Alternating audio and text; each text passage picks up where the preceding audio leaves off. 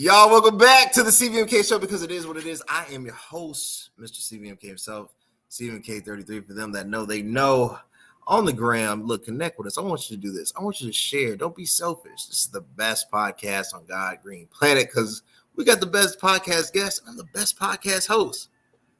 YouTube, 4 letters, 1 word, CVMK. Instagram, it is what it is _show. CVMK _global. CVMK33, and where the best supplements are, www.cvmkglobal.store. Look, we have an amazing episode, and I do mean amazing. We're coming to the end, right? End of 2023. We're in the holiday stretch, and I just want to put out some things that you can feast on before we get into the new year. There's a couple. I know we did the best singers, male singers, top 10. We're going to do the best women singers, top 10. But this has to be addressed. There's 3 topics I want to cover today. And I couldn't think of anybody else who was better than Steve-O Speaks himself, Mr. Steve Simmons. So we're going to talk about Ja. We're going to talk about, was Cam Newton correct between game managers and dynamic quarterbacks? And we're going to talk about church in 2024. Stay tuned. This is the CVMK show.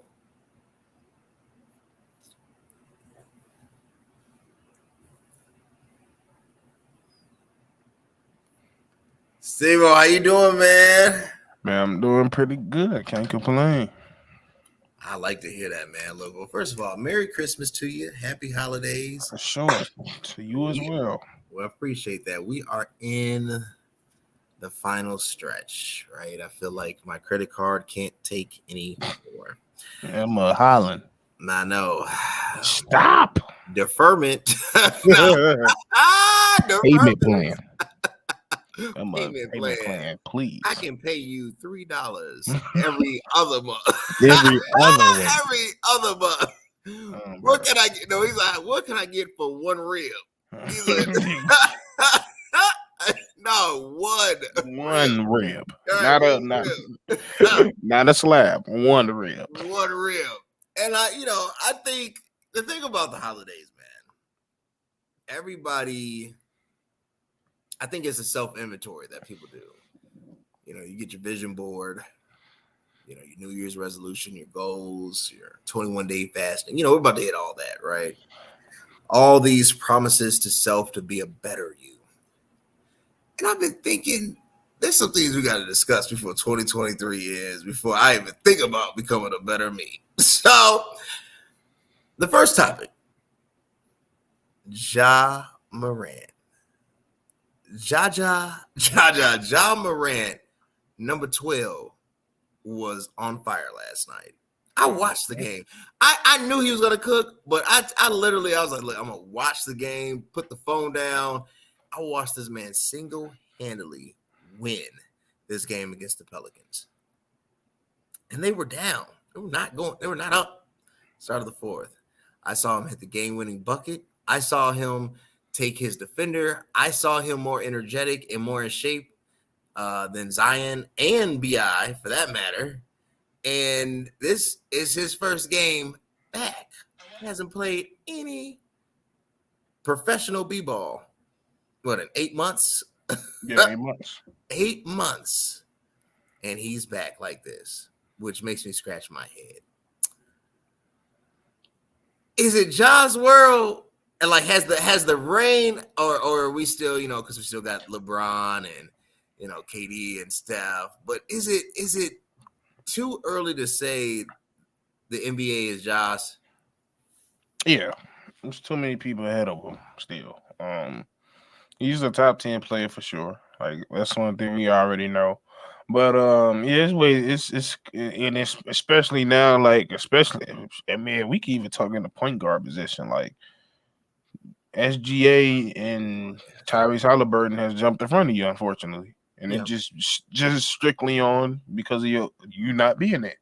Now, talent-wise, you probably a top 3 guard in the league. So it's time for you to take your mantle back, take your place back into that, and which I think he does. And you can see last night how him just coming back to this team is look like the old team, and him going is so much different. A lot of people were saying, "Oh, well, he's going there a better team." No, they're not. That's ridiculous. He's clearly not. And I almost feel like this time off has almost helped them into some degrees because now Desmond Bain, and JJ, both of them have been very aggressive when it comes to the offensive side of the ball. They're scoring, they ain't thinking twice about it, and you seen that last night. They're so used to going to get that bucket, so when Ja gave them the ball, they attacked. They didn't always defer to Ja, which is something they always used to do. So now that he's been gone, now their team probably becomes even more deadlier because no matter what Ja does, when he takes that first move to go towards that paint, you gotta respect it because he's so fast. Nobody on this, I don't care who you are on in this league, from Kawhi Leonard to Giannis, you're not guarding that man one on one. You're just not. So whenever he moves, he's gonna take majority of the attention, and that's gonna leave other people open, which is gonna make them way more of a threat on the offensive side of the ball. No, I totally agree with you. I think everything you said has been true and accurate. There has been improvements. Desmond Bain has improved. Triple J has improved. It seems like the team, even though they've lost depth, with Job back, it seems like in a weird way it helped them, right? Yeah. And just Uh, to add, Marcus Smart nor Derek played last night. right. Those two were the missing pieces. If they had that defensively, they would have been even a step above, right? Mm-hmm. I think with the playoffs rearing its head in 4 months, the Memphis Grizzlies are primed to not make it to the finals, but dethrone somebody.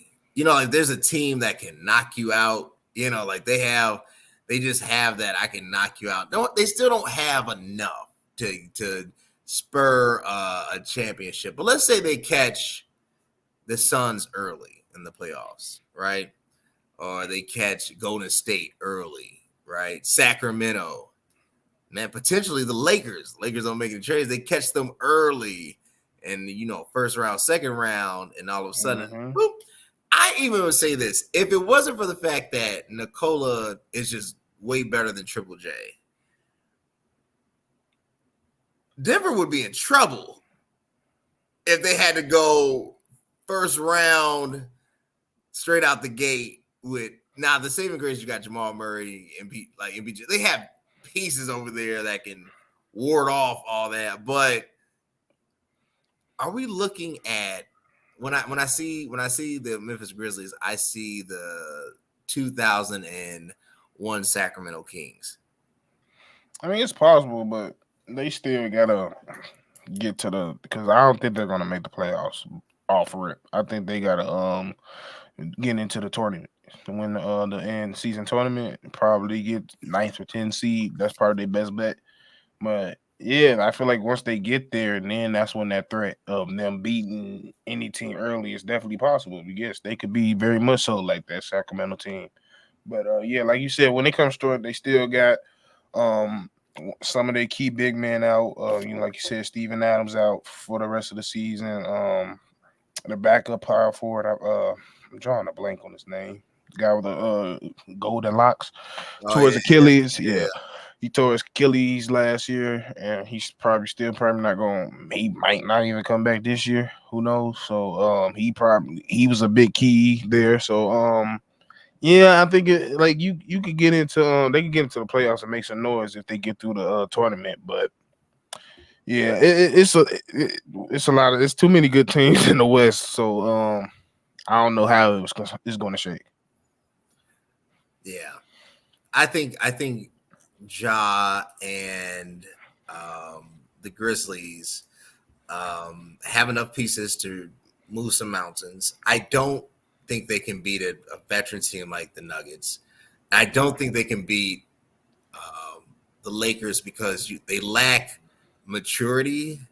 And one thing about it, LeBron is gonna play towards your weakness, right?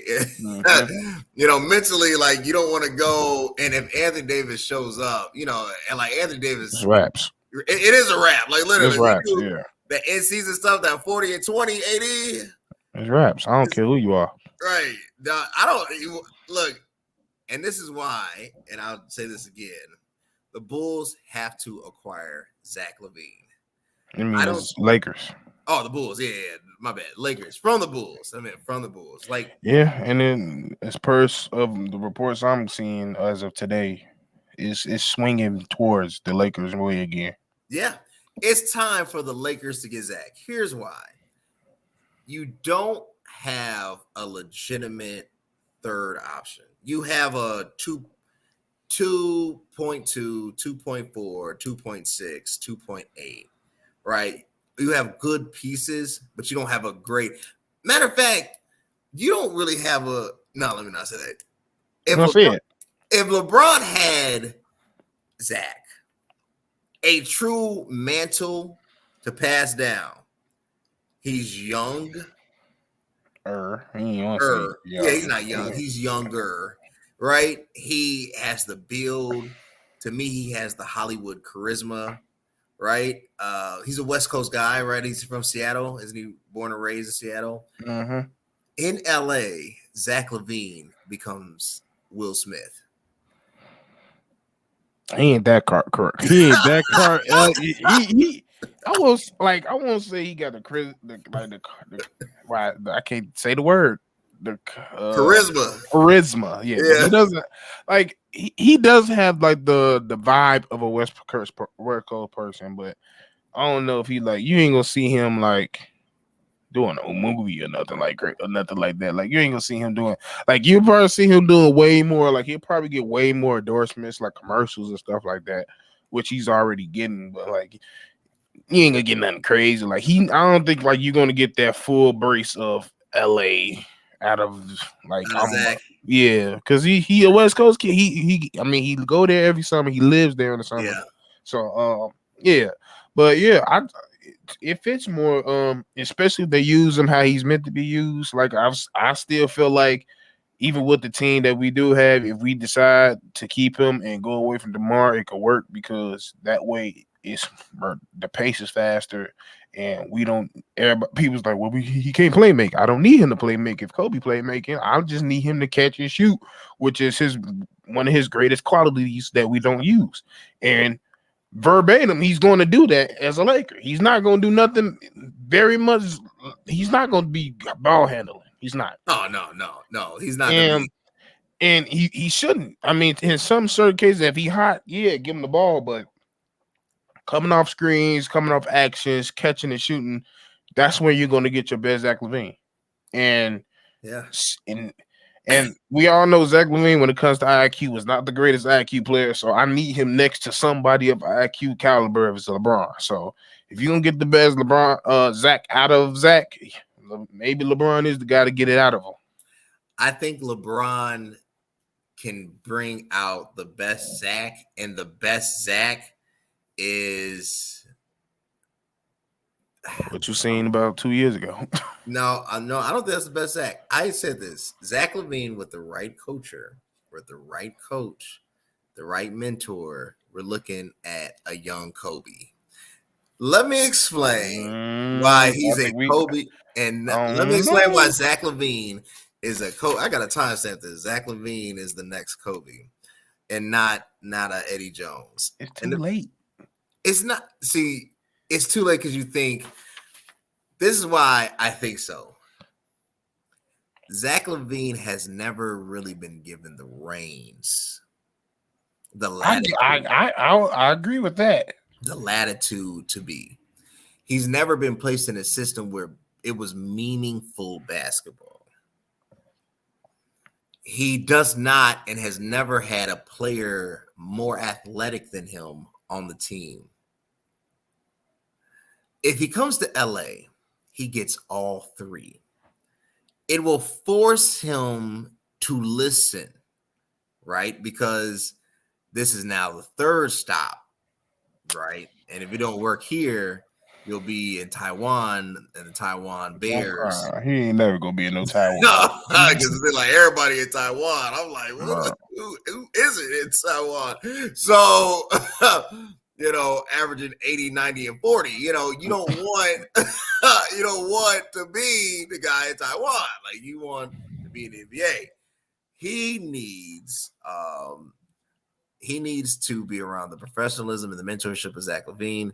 He needs to be around a coaching staff that actually understands championship pedigree, organization that gets it, and he needs to not be the most bounciest player in the league because it takes away all his strengths. Right? The problem with the Bulls is that Kobe White can't check Zach. Io had a 0-0 in one of those games a couple weeks ago. Like there's outside of DeMar DeRozan, and DeMar's just a nice guy. The more I listen, the more I study DeMar, I'm like, he's just a good guy, good dad, good just all around guy. So he's not gonna be like Zach, you messing up, you gonna get traded. Like he's not gonna say that to him. Whereas LeBron would be like, I'll trade you. Right. But I think the difference, like I won't compare him to Kobe because Kobe was a student of the game. Like at this point in his career, he's gonna be 30. Yep. The fact that you don't know how to get to your spots, that's what's just, I know you're not going to be a Kobe because you're just not thinking the game. Up to this point, he's been relying on his athleticism. That's true. And which is cool. But like you said, now you're starting, you wasn't really super injury prone, but now those injuries are starting to catch up. Now you're starting to be a little bit more injury prone than you was in the past. So to me, like, it's a little too late. Like, don't get me wrong, he can improve his game. Like I felt because over the past few seasons, he wasn't able to work on his game due to injury. Right. So I thought, okay, now that last year was like the first time he would have had time off and really worked on his game. He could have worked on his game. I'm like, okay, now I'm gonna see if he's gonna take that jump. His handle hasn't improved. His IQ hasn't improved. His situational basketball hasn't improved. Him learning his spots hasn't improved. And I think we already see who the young Kobe is in this league already, and that's D-Book. He literally plays just like him. Yeah, he does. And that's just because he, as at a young age, and he's young, he's still younger than Zach. He understands when to where, when to take my shot, when spots. I'm gonna do this to make you do that. Like Zach don't play like that. No, he doesn't. He doesn't. Look, when we return, we're going to discuss was Cam correct. Cam made some statements, and I love Cam Newton. I love his podcast, his show. Would love to be a guest on it or him on here. But was he correct in his assessments of game managers? After this quick break. There's a hero in all of us waiting to be unleashed. All it takes is just that one last push. Activate the hero within with CVMK Global Supplements. All natural, steroid-free, designed to enhance performance, build muscle, and increase energy. You are unstoppable. You can do this. Become your own hero at www.cvmkglobal.store. Get your pre-workouts, your proteins, your BCAAs, your creatines, all the good stuff from www.cvmkglobal.store. Use the code JINGLE all the way for 35% off. You want to get those great deals at the end of the year? Jingle all the way. Sale ends December 30th, 35% off. Okay, so Cam Newton made a statement calling a few quarterbacks game managers. Called out Tua, called out Dak, called out a few. But he did not call out Lamar or Patty. He said they're actually game changers. They're dynamic, right? Was Cam Newton correct in his assessment of who is a game manager? Yeah, for the most part, I would agree with him. And he said the examples he used was Jared Goff, Tua Tonga Bailoa, and those two you just named. And I think what most people, like I told you off air, most people got up in arms is the Dak. and it's just because they seen him throw for 4,000 yards. I'm like, okay, he could be a 4,000-yard game manager. I don't know why y'all acting like just because you go past a certain amount of yards that change the what style of quarterback you are. But by definition, how he explained it is, I'm out by game manager. I'm asking you not for you to lose this game. Basically, I'm asking you to go out there and manage the game and don't turn the ball over. Versus a game changer is gonna go out there and be a difference maker and take risks in order to win the game, which we see a lot with Patrick Mahomes, the Lamar Jacksons. He mentioned also wide receivers and running backs, like he because the whole conversation really was centered around who's your MVP right now. Right. That's what started it. And he said, if I was picking a game manager, I'm picking Jared Goff because he felt like he was for the way he manages his game out of the quarterbacks that are game manager, he's the most important to his team, which I understood what he was saying by that. Yeah. But he said if he had to just pick like game changer for MVP, he picking Christian McCaffrey. And I think the difference between what the thing is, he was like, Dak, I would say, is a game manager because they're asking him not to do too much. And I would agree. When you look at Dak and you see the best times Dak is being the best version of himself, he's sitting there being methodical, not turning the ball over, making the right throws at the right time, and scoring the ball and letting your playmakers make plays. You got Tony Pollard. You got that. I can't forget the dude with the locks, not CD, but you got CD as well. But the other dude with the locks that's fast in the mug. Like, you got weapons all over the field. Use your weapons and win the game. Don't turn the ball over because we know when Dak tends to try to win games with his arm and be big play Dak, he tends to have 2 to 3 turnover games. And that's what he shows you that he's not really a difference maker. He's more of a game manager. So I would say he was pretty spot on with what he was saying. Here, my problem with, first of all, Cam Newton, first of all, has all the credibility in the world. You're talking about a formerly NFL MVP. You're talking about a Heisman candidate, right? He didn't win. Heisman candidate, a national championship winner. Right. You're talking about somebody who has stats.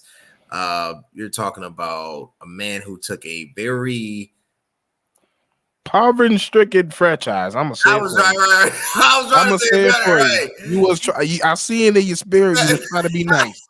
No, say what it was. And took them all the way to the Super Bowl. And I don't care what you say. No other quarterback in any era could have done it with that. He wasn't a pocket passer. Right.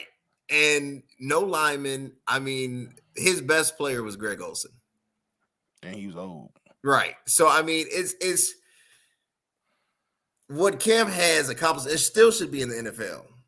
And still should be. And I would say if there are quarterbacks who have started. I'm gonna just be like, I was never the biggest Cam fan, and it wasn't really because I didn't like the way he played.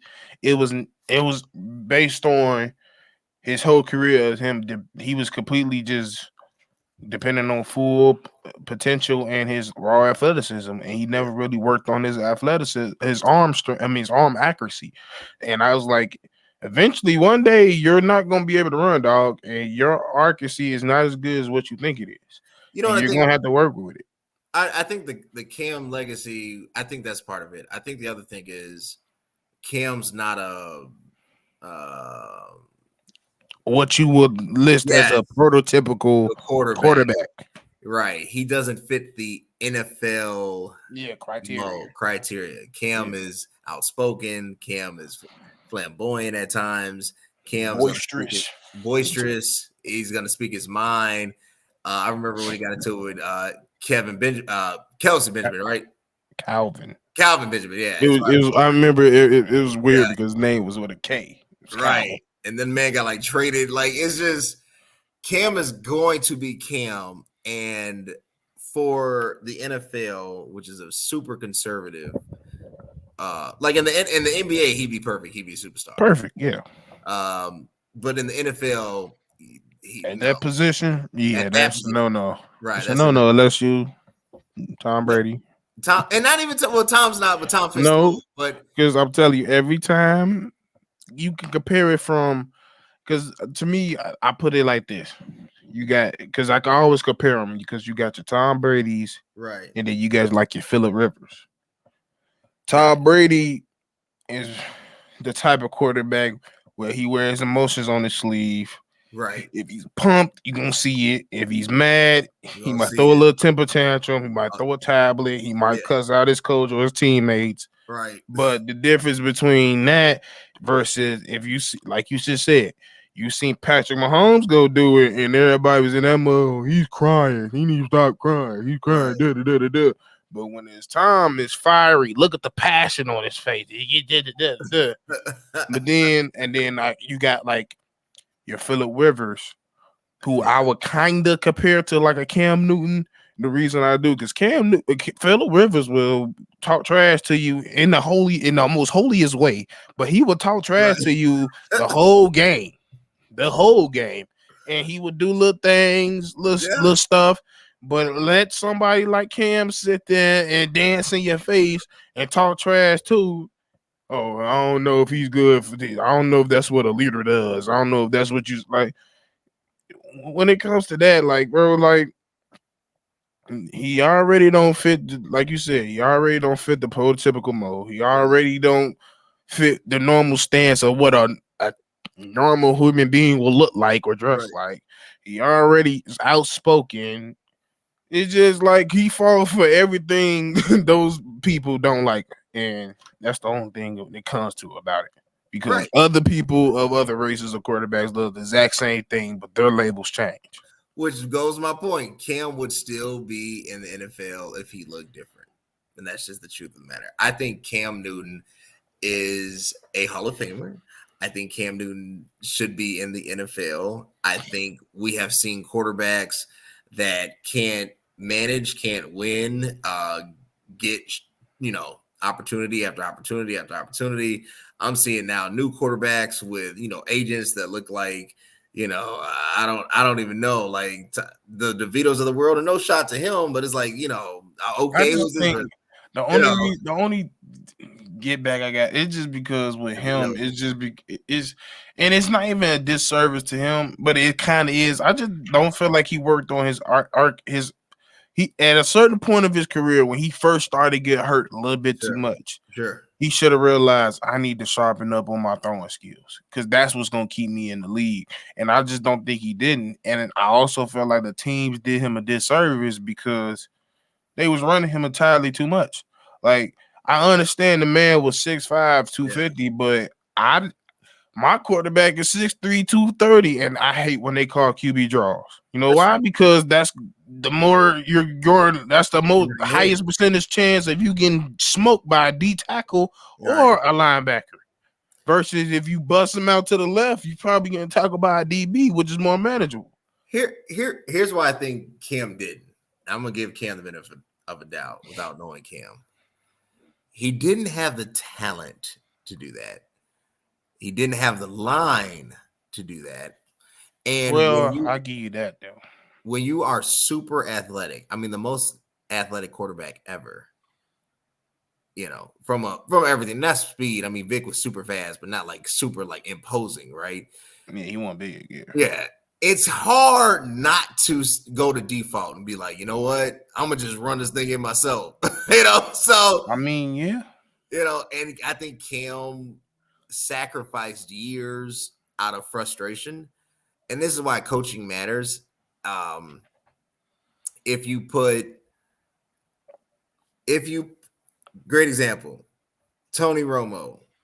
If Tony Romo is not a Cowboy and Tony Romo is the quarterback for the Detroit Lions, garbage. Right.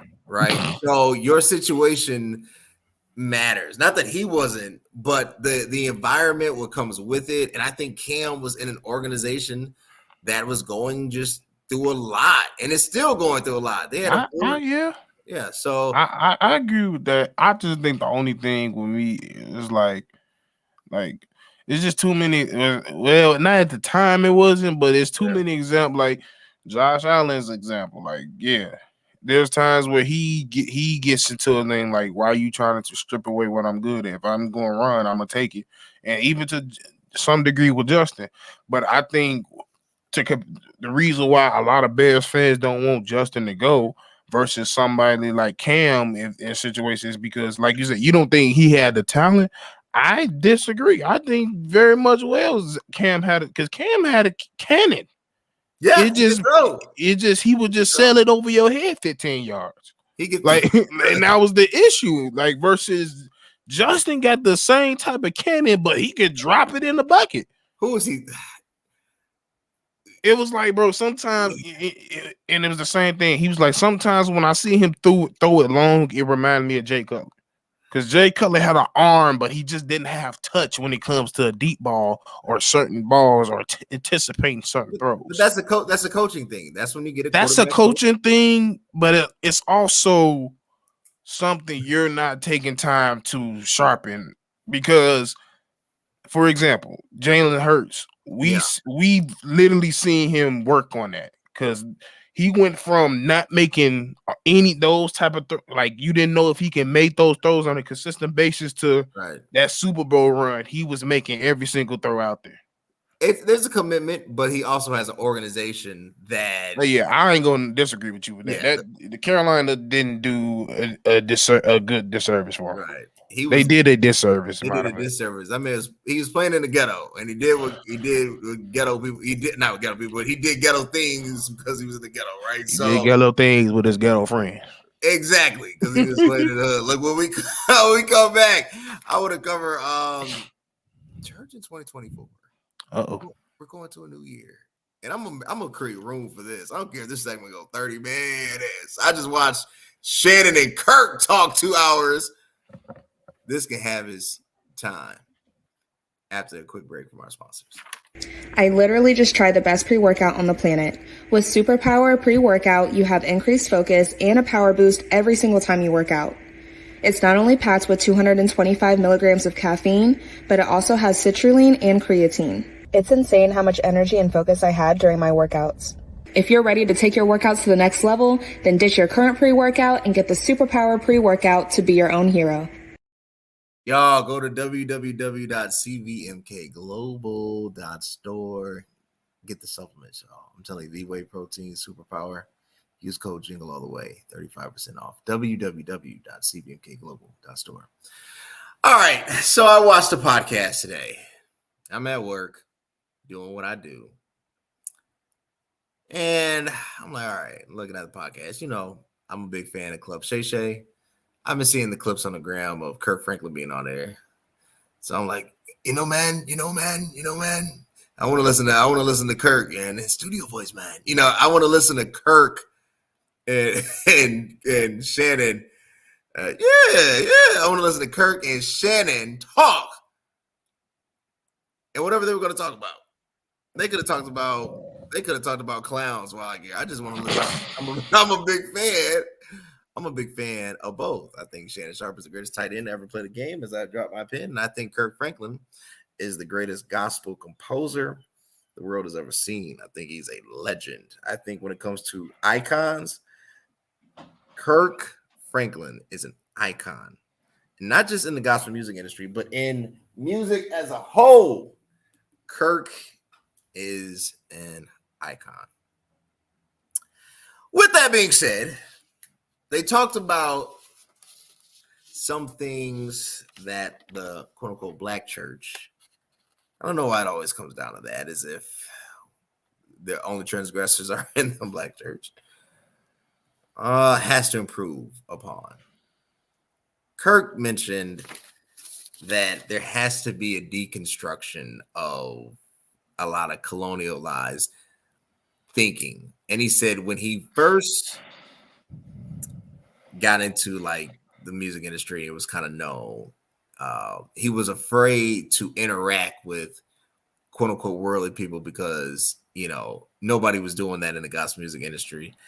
And he said that type of thinking kept him away from opportunities. He's like, considering that the only difference between us and them is that we wear a mask, right? That was a direct quote. He brought up this opportunity. He said Prince at an award show came to him. Prince, the artist, he says, I want to work with you. Gave him his number and everything. And Kirk turned it down because of what he thought people would say. First of all, Prince, it was alive and invites me to Paisley Park. April and I, we both coming. I can't. I'm not. I'm not even a musician, but I'm going to Paisley Park. Like, we're talking about Prince, and because he was afraid of what people would say. So before we start, and we're not going to name names, I think the church is absolutely needed. It is the bride of Christ. It is a holy entity that is really us. We compose and make up this thing called the church. It's not a organization. Physical place. Right. It's not it's not a brand. It's a people. It's a people. He died for people. Died for the world. But the institution can be sometimes difficult. So we're going into 2024. What must change in church? And I'll start with you, Steve. One for one, I feel like especially the older crowd, kind of they care about the stuff. I won't even say the older crowd because it's some of the older. It's just the whole church and the stuff that they try to broadcast as the stuff that they care about or shun the most. Be the most irrelevant things, and then the stuff they allow in the church that they're not talking about, it really be the main issue that they're not bringing. Like, for example, like you will see a group of churches, like you might see a body get on a member or some people for coming in not dressing a certain way. Yeah. And they'll harp on that for the longest but at the same time, you got such a hierarchy in your church that it's so many eagles running through that mug. You got so many things out of order and rack that y'all not even order or to begin with to even make that type of judgment anyway. Because the main thing I say is I don't care how they dress. Get them in there. Get them in there and let God get a chance to get them, because if they actually coming in for real and God getting them for real, they're gonna change anyway. Hello. Get off my clothes. I don't care about what you coming in with. Just get them in. I don't care what you smell like. Get in. Then do the changing in and do that. But y'all sitting here caring about titles and everything, and that's bringing in so many unwanted and unclean stuff that's messing up the whole spirit of the church, and you don't even realize it because you sitting here focusing on stuff that don't even matter. Hello. That's something that needs to be done in 2024 for sure. I agree. I think we have majored in the minor, and I take heat for it. I like to say I'm like the Allen Iverson of the church. Like, I get beat up for stuff that the next generation they're getting applauded for. I'm like, I took the L first, though. I was the first one wearing with a church with a hoodie on. Right, with a hoodie. I was one who was working out and showing the nipples out. Every nigga know. I was the first one that came to Bible study with a tank top on. Right. Who was doing that first? So, but as I get through this, I don't like obviously we're not stupid. We would never wear, or I would never wear anything that is offensive, right? Or that is naked, right? Like I would never try to create a stumbling block or something that's unprofessional. Just like I wouldn't wear my workout clothes to work. Wouldn't wear certain stuff to church. If you see me in the gym, you see me in church, trust me, that's two different modes. You're not gonna, it's a different look. But I do think, like, I hate when people tell me stuff like dress like an elder. Like, what the heck does an elder look like? Mean? What does it dress like? Like, I'm gonna be honest with you. I don't want a whole closet full of Men's Warehouse or Kanji. If that's what an elder look like, I'm gonna stick with the t-shirt. I'm sorry. I'm not. I'm too young to be dressing up like I'm 62. Hello.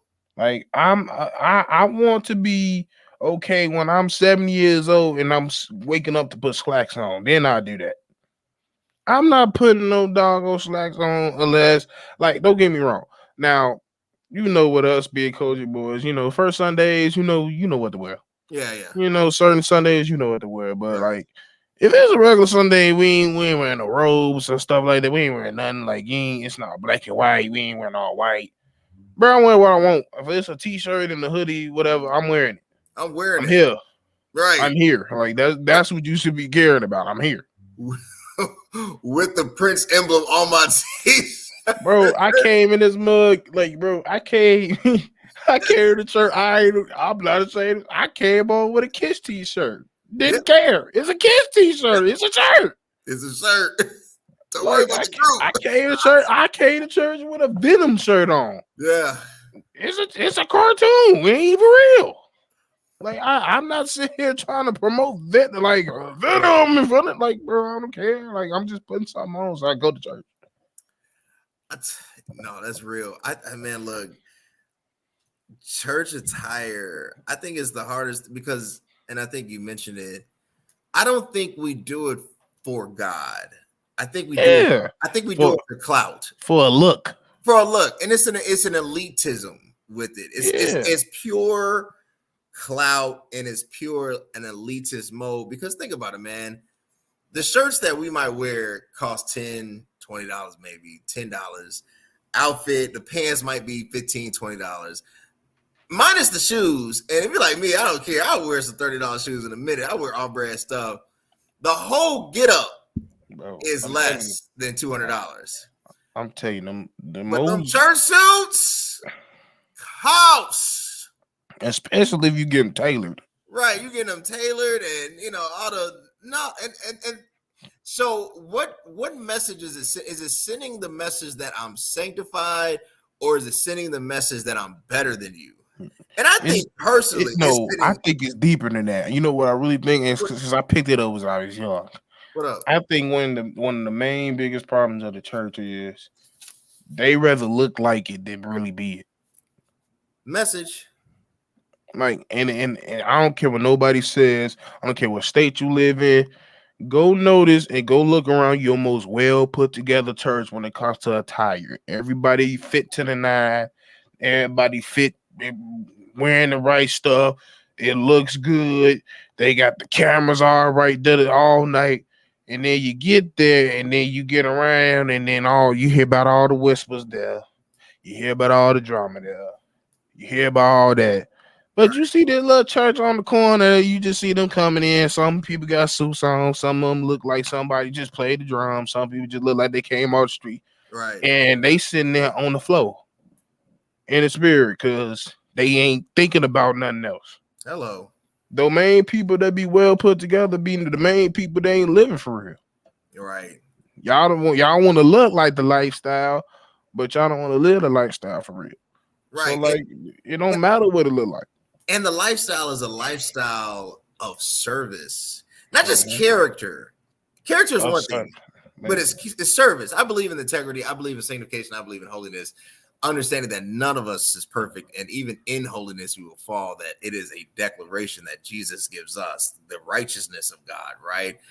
Propitiation, right? An alien justice. For those theological students out there, an alien justice, an alien justice, right? Like, it's imputed. It's not ours. But even in my best efforts, I'm going to fail. And I'm cool with that. That bothers other people. I just say it's part of life. It literally is. But here's where I think it's the service part they're missing. It's like, are we really focused on impacting them? Like, servicing them? Not like, oh, well, one day out of a year, we give away, some sandwiches. Like, I'm talking about, like, real service. Like, if you're not, and I said this, the biggest part of, to me, the truth of the Holy Spirit was more than the speaking in tongues. I'm gonna get flashed for this, but whatever. Let me write this down. The biggest part of the baptism of the Holy Spirit, the endowment in the book of Acts, is that the scripture says that they had all things in common and no man lacked anything. And I'm going to just say this. I really don't think you're a spirit-led or a spirit-driven church if you have extreme gaps. Mm-hmm. I'm not saying people don't fall in bad times. I'm saying that if God has blessed you, your tongue-talking self should be the first one to undergird this gap. So, somebody's lost a job or not, they shouldn't have to go to the mission department. You are the mission department. Mm-hmm. And I just feel like if you can't do A to B, as we say, like what you're talking about, right. Like the gap to me, the canon is so far that Mm-hmm. I feel like, well, if you can't do this, I don't come here to cry. Right. You know what I'm saying? Like if I want to go cry, if I want to experience the emotions of human nature, I have a therapist. I'll go get tickets to Hamilton. I don't need. I didn't come to church to cry, brother. Dance. Right. Or dance. I don't know that's gonna be. I know that's messy. But I can go to the club. I'm totally. I don't do it, but I'm totally okay with it. Right. But there's a gap of community responsiveness and accountability that to me is totally just missing. And one of the main things for me is because I just know I'm in a good church, and it's because for one, we just very Bible rooted. So that's one thing. Yeah. That's one thing I've always been taught. But it's just it's the certain quality. I never from Elder Gill to Pastor Gill now. Sure. I've never in my life had to question were they for real. Their lifestyle every day spoke it. Right. Like there were certain things you just know. Like I was with my dad and my family getting up at 8 in the morning on a Saturday just to pray on a corner. Ain't nobody taking no pictures. Ain't nobody recording this to put on Facebook. Now we do it from time to time, but like you said, that serviceness. He understand at the end of the day, I'm a server. So Pat, one of the things about Pastor that I love so much, he's always looking to find some way to be of service to our community, no matter if they come out or not. Whether he bringing doctors, whether he bringing fairs in, he does it all the year round. He does at least 2 to 3 things a year, and that's just something I've always known. So for me, like I just think that I picked up the discernment so much because of where I was brought up in. Like I just go around certain churches and I just be like, no, I get it. Yeah, y'all playing. Yeah. No, I agree. I kind of got some people here, but y'all missing the mark. Look, it's just certain things that I know, like we just did. We didn't care for show. Like there's how many times Pastor Gill be like, yeah, I'm finna just teach y'all today. This is like y'all not finna shout. This ain't one of those. Like if your pastor ain't did that to you at least once, you should question that. Yeah. You should honestly question that. He's a shepherd. He's a teacher at the end of the day. Sometimes there's going to be some Sundays where it's a message and just teaching. He's not going to preach you happy. He's not going to preach you. Now, there is days where you are going to come there. You need a breakthrough and you might cry. You might run. You might dance. Right. But it's this foundation of now that's what I'm coming to church for. That's not what church is for. No. That's literally not what church is for. No. It's to be service and to almost recharge you for the week ahead. It's almost like that. Like that's how I almost look at church. It's like I'm learning everything I need to learn. I'm going to Sunday school. I'm going to that. Are you still going to Sunday school? No. Oh, okay. No, I'm just saying. I'm just saying when I did. Not what I did, but like when I was younger, we go to Sunday school. Yeah. So you learn everything. You pastor that preach to you that day. You learning. You building up. He teach you how to build your spirit with God and everything. So it builds you up for that week of all the hell you about to go up against. That's true. And you got to prepare. yourself for what you're gonna do, but you still gotta be of service. You still gotta preach. Not necessarily preach, but you gotta tell the gospel. You still gotta live for God. You still gotta, even though it's different assignments each week for you, but church is not just for, oh, I need to go here for this specific thing. It's almost just a reset for me. It's almost like a reset. It's like a recharge. Like, all right, you did it. You probably did some stuff you ain't had no business doing, or you probably got out track this week. You probably need to go back. But if you go in there like, I need to dance, I need something, he gonna speak to me today. Like, it's not gonna happen. It don't work like that all the time. No, and I agree. And I agree with you. Like, I've had great examples, from Bishop Marshall to Pastor Evans. I mean, they lived a life that is reflective of this. Mm-hmm. Here's where so the character, the integrity, the piety that is a prerequisite, but and particularly just an aim for anyone that is called to bear the truth of the gospel, but most importantly for all of his children, right? Mm-hmm. I think the problem is occurring is the pressure to, you ever, like, I think the best way to say it is like organizations that draft certain players knowing that they're not good for the locker room, that they're not going to help you win, but we're drafting them because we need ticket sales.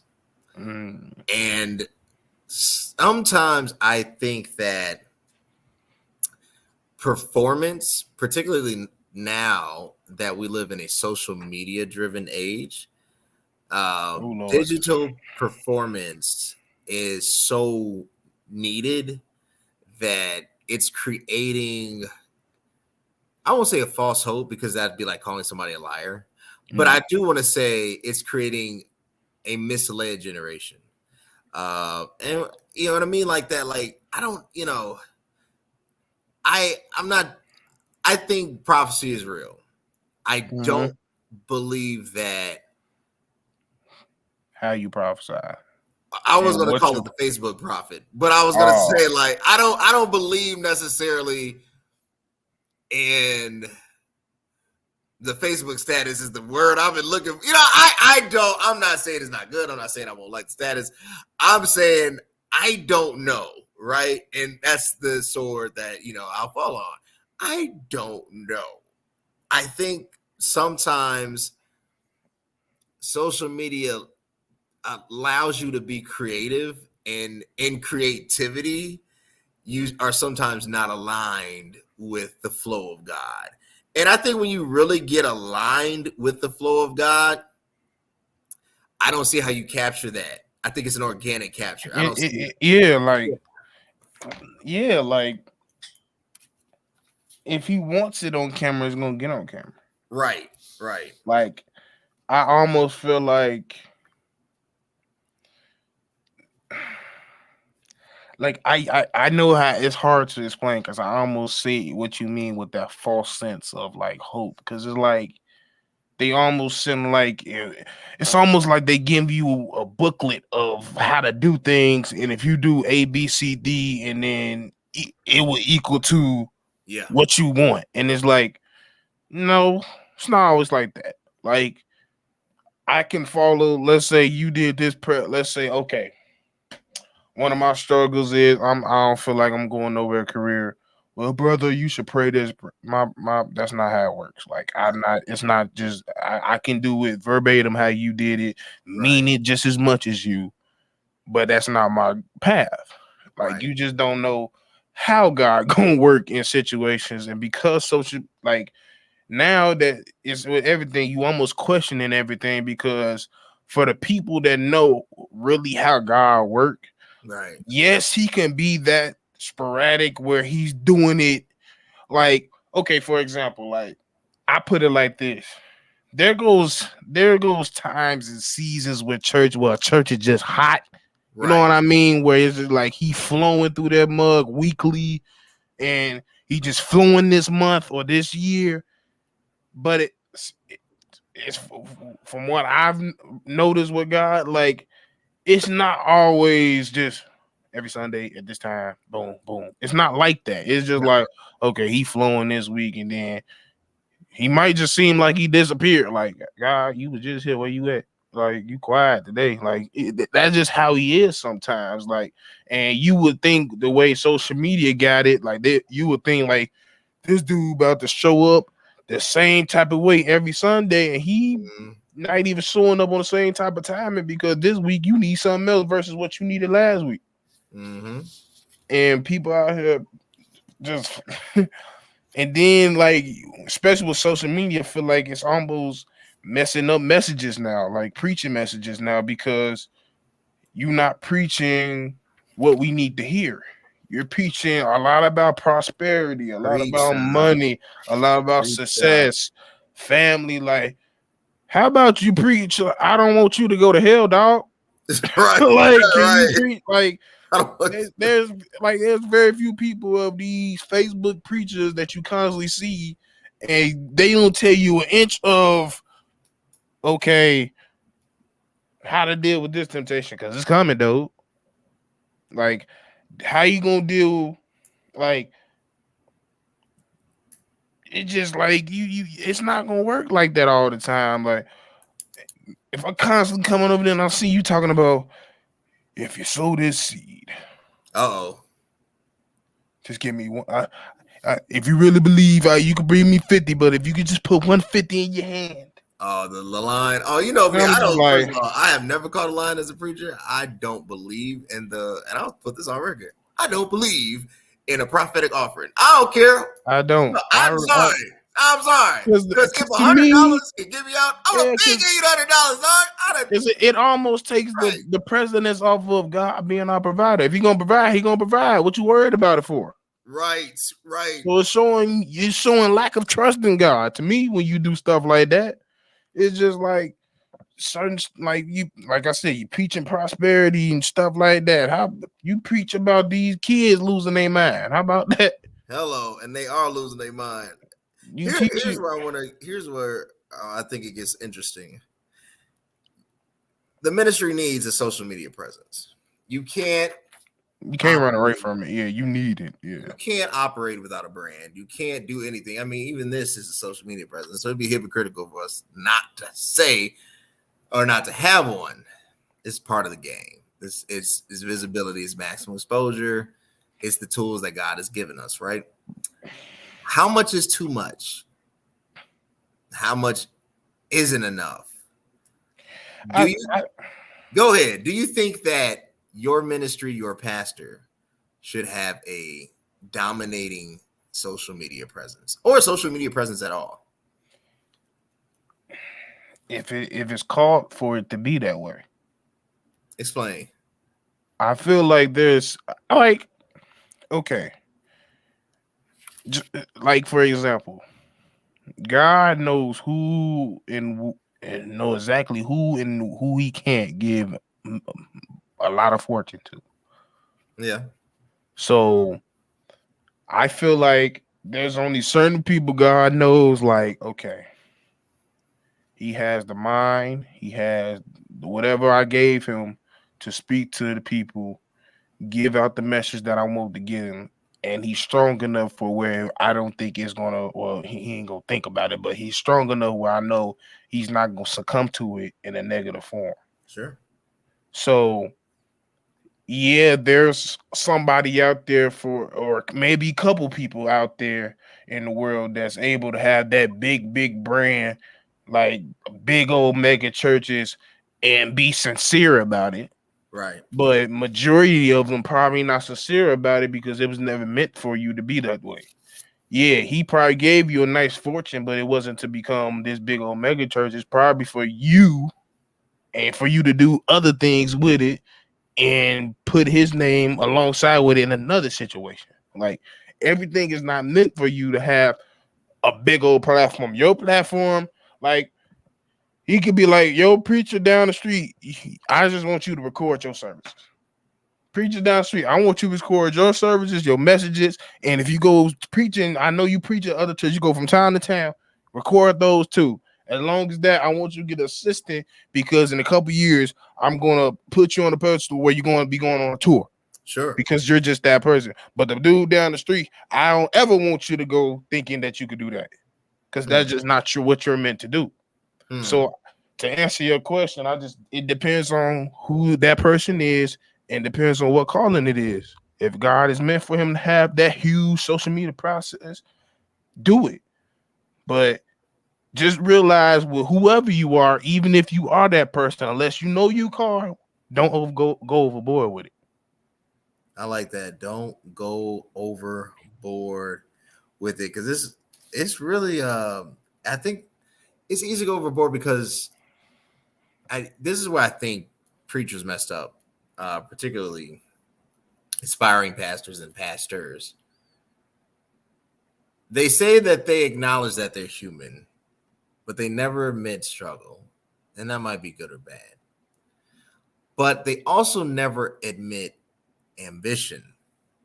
And I don't care how much faith and how much love you have for Christ, you are not without ambition. The disciples had ambition. They asked Jesus the night he was crucified, can I sit on your right hand and on your left? And then everybody started to get mad when they're at the Last Supper. You know what I'm saying? Like the ambition, wanting to further oneself in a very carnal aspect, is human nature. Carnal by nature, yeah. You cannot escape it. And I think what happens with ministers, with pastors, with leaders, is that they never admit to that secret voice, whether it's to become a pastor or become a bishop or whatever. I don't know. There's like 1,000 different titles now. How do I get to the next level? Instead of, God, how do I be the best person in this level? Yeah. And if it's not for me to become to the next level, don't allow me to ascend to something that I'm not called to. Right. And I think, to me, the one of the biggest sins of the pulpit is not admitting that. Yeah, that's false humility. That's false humility, right? Like the inability to be aware of your own drivers. Like, I have ambition. I don't know. I want to be balling. You know, I don't do this to be funny. I do this because I want to be now. But I want to. I have ambition. I admit I want to be the best podcast, one of the best podcast people on the planet. I want to be able to blow Joe Rogan's numbers out the water. I want to be able to blow Club Shay Shay, the Pivot, I Am Athlete. I want to be number one. I want, when they look at Roku, YouTube, Oprah, Apple, iHeart, and they say, man, that Cody Kelly, I need to stop saying that. That Cody Kelly, that Cody Kelly, that's even a game. No, that's a nice little joke. But I'm honest, and I think the lack of being honest creates tension, because your driver is always going to be the hidden motive. Even in the most purest form, it will rear its head. Like, for me, when you bring that up to me, it's like, and don't quote me on this because I could be completely wrong. But to me, it and not just like say the bestest preachers or the bestest pastors, the greatest pastors to me. Sure. To me, they don't necessarily, like, this is what they always wanted to be, was a pastor. Right. Like, I will even dare say most of them don't want to be it. But because they understand what their calling is and because they love God, they love what they do. See, I think that's the difference between those and that, because if you get to the point where you're like, because don't get me wrong, because like you said, you could get to a point where, like, even if like you don't do it, but you love what you're doing because you love God so much, you could be like, okay, I see where this is going. This is possibly making a profit off this and such and such. I want to make it bigger in God's glory, but in the same mindset, carnal things get in the way. So in your thoughts, you're like, dang, I'm making some bread. Like, if I do this, like, it could really be good for me. And you can check yourself and be like, hold on, this not even me. This not me. I need to be what God's saying to me. It's a little bit more difficult for me to say they don't have the humility, because to me, they never did. because you was never meant to be a pastor to begin with. Like that's just me. Like I said, I could be completely wrong, but like if you get to the point where you're constantly like, because to me, most people once they get to that point where they like have to be self-aware, like they're not going to be because that's something they always wanted to do. Only the people that's going to be self-aware is some people that really didn't always like, oh, I'm going to be a preacher. They're self-aware because they know they didn't always want to be this. So where is this coming from? Versus somebody like you just described, they don't know is they just know that's something they want to do because that's all they know. That's what they wanted to do. Right. So to me, like, and don't get me wrong, there can be some people that want to be pastors and was called to be pastors. Two things can be true. Two things can be true. We mutually but I feel like, most people that really feel that way, like, they really can't humble themselves, or they really can't self-reflect and be like, that wasn't me. Right. I mean, that this was God and this is me. They was never supposed to be in that position to begin with. And that's true. I think that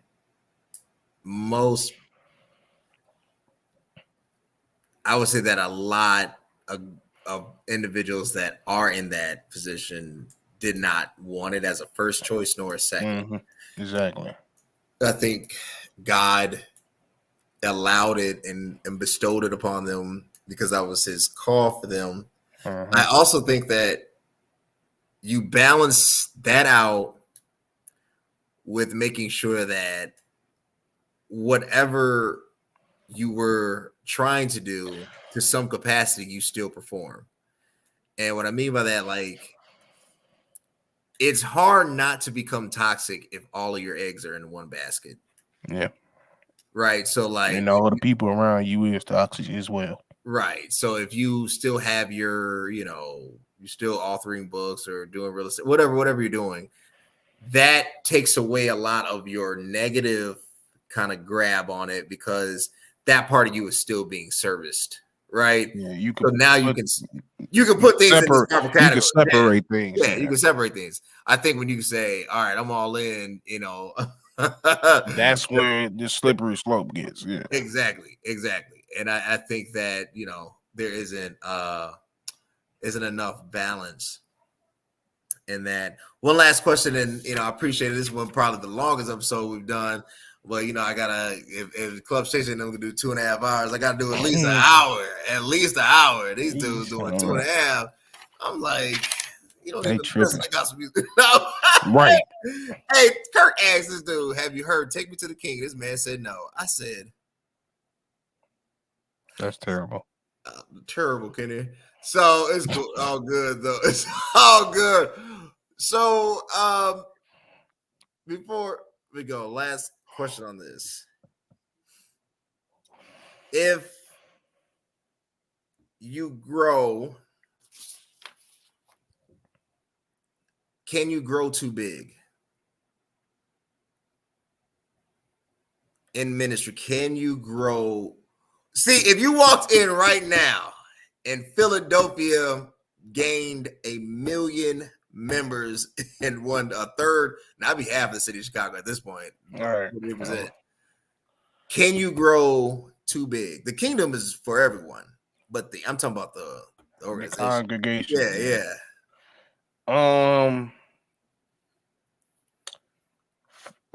For my pastor, I would say yeah. Okay. And just because he's very hands-on, and that'll just be too much. And for an organization that big, you gotta have a lot of people for help. And in that situation, you gotta get the right people. Because if one bad egg, it could spoil the whole church. And it can mess everything up. And the way my pastor, he not just letting anybody do anything. And quite frankly, if we was to get that many, I don't even think he know that many people to handle something that big of that nature. So yeah, to me, to answer that question, even though it's not really answering it, I don't think God would allow something to get too big when it comes to ministry. Because I don't know. Like maybe it could. Like I said, for the wrong person, it could, or it could turn. Like maybe it was meant for them, but something happened where it detoured, and now it's no longer good. But I don't know if we starting from scratch, and then it's like if it's meant to get that big, then it's meant to get that big. If I don't think it's never gonna get that big if it's not meant to be. Well said. Well said. Quick break and then we'll sign off for today. Yo, what's up? It's your boy CVMK33. Look, you're watching the CVMK show, the Cody Bernard Marshall show, because it is what it is. So what you waiting on? Subscribe, share, like, comment, or whatever you do. Stay tuned. CVMK show.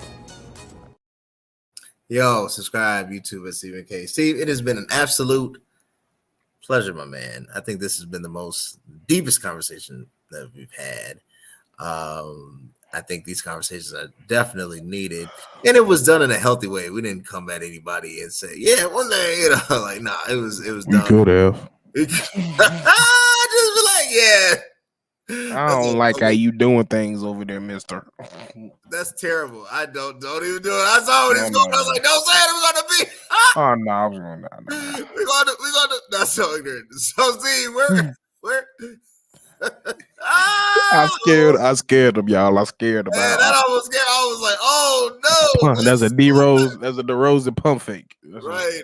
That's it. But yeah, y'all can follow me on Steve-O Speaks on everything, X, Instagram, NBA Central, NBA Shy Bulls podcast, all that. I'm all over there. Y'all connect with the man, legend, journalist, rising in Chicago, Grand Rising. And if you want to keep seeing amazing leaders that we have on the day, you know what you got to do. YouTube, CVMK, it is what it is. _ show on the gram, CVMK _ global on the gram, CVMK33 on the gram, CVMK global, or CVMK global on TikTok, www.cvmkglobal.store. Until next time, guys. Thanks.